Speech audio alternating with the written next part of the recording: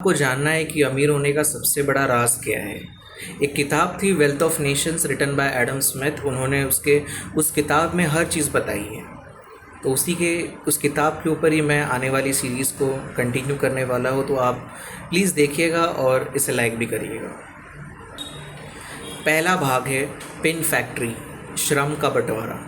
250 साल पहले Adam Smith ने एक कमाल की बात कही। एक आदमी अकेला पिन बनाए तो दिन भर में सिर्फ 20 पिन बनाएगा, लेकिन अगर 10 लोग काम बांट ले, कोई तार काटे, कोई सीधा करे, कोई नोक बनाए, तो वही 10 लोग दिन में 48,000 पिन बना देंगे। यही है स्पेशलाइजेशन की ताकत। आज यही सिस्टम मैकडॉनल्ड्स, अमेज़ॉन और मुंबई की डब्बावाला सर्विस का सुपरफास्ट बनाता है। अदृश्य हाथ, इनविजिबल हैंड। एडम स्मिथ कहते हैं कि दुनिया को चलाता है एक अदृश्य हाथ।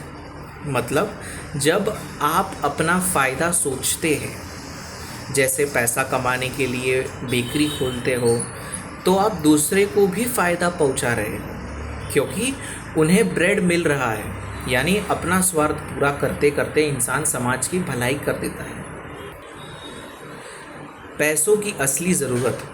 सोचो, एक बेकरी वाला कुछ चाहता है और कोई और उसका दोस्त जो मित्र है वो कुछ और चाहता है, लेकिन जो बेकरी वाले को चाहिए वो तो उसे मिल जा रहा है, लेकिन उसके दोस्त को जो चाहिए वो नहीं मिल रहा है। ये अजीब स्थिति होने पर इसे कहते हैं डबल कोइंसिडेंस ऑफ बॉन्ड्स।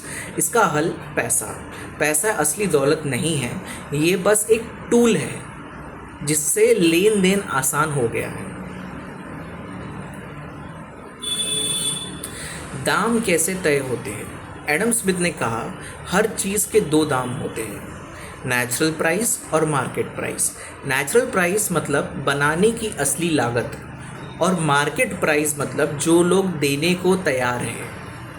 मांग बढ़ी तो दाम ऊपर, मांग घटी तो दाम नीचे, यानी सप्लाई और डिमांड का खेल है। 1776 में ही एडम स्मिथ ने ये समझा दिया था। मजदूरी क्यों अलग अलग, किसान की कमाई कम और सॉफ्टवेयर इंजीनियर की ज़्यादा क्यों? एडम स्मिथ कहते हैं, मजदूरी इस पर निर्भर करती है कि काम की डिमांड कितनी है और समाज के पास पूंजी कितनी है। जैसे जैसे समाज अमीर होता है, मजदूरी भी बढ़ती जाती है। मुनाफा और प्रतियोगिता। स्टार्टअप शुरू में खूब कमाते हैं, लेकिन धीरे धीरे मुनाफा क्यों घटता है?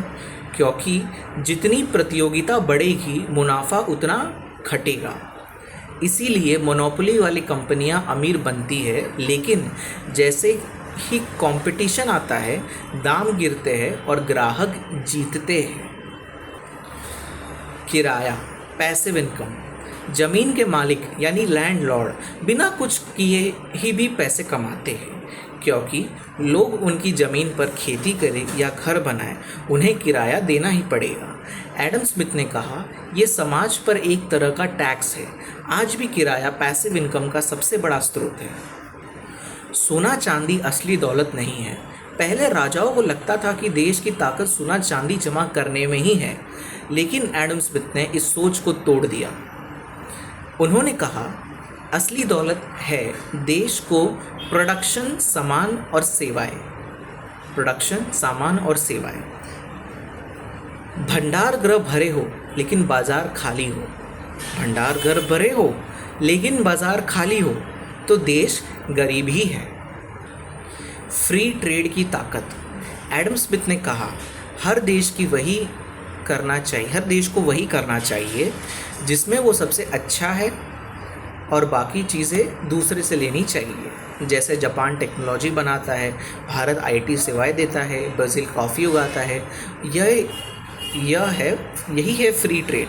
प्रोटेक्शनिज्म हमें गरीब बनाता है और फ्री ट्रेड अमीर बनाता है। सरकार का असली काम।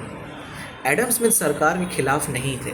उन्होंने कहा, सरकार को चाहिए सुरक्षा, न्याय, शिक्षा और सड़कें, पुल जैसी सुविधाएं। सरकार को ये सब देने चाहिए, लेकिन सरकार को व्यापार में बेवजह दखल नहीं देनी चाहिए। सरकार सड़क बनाए और बाजार उस पर चले।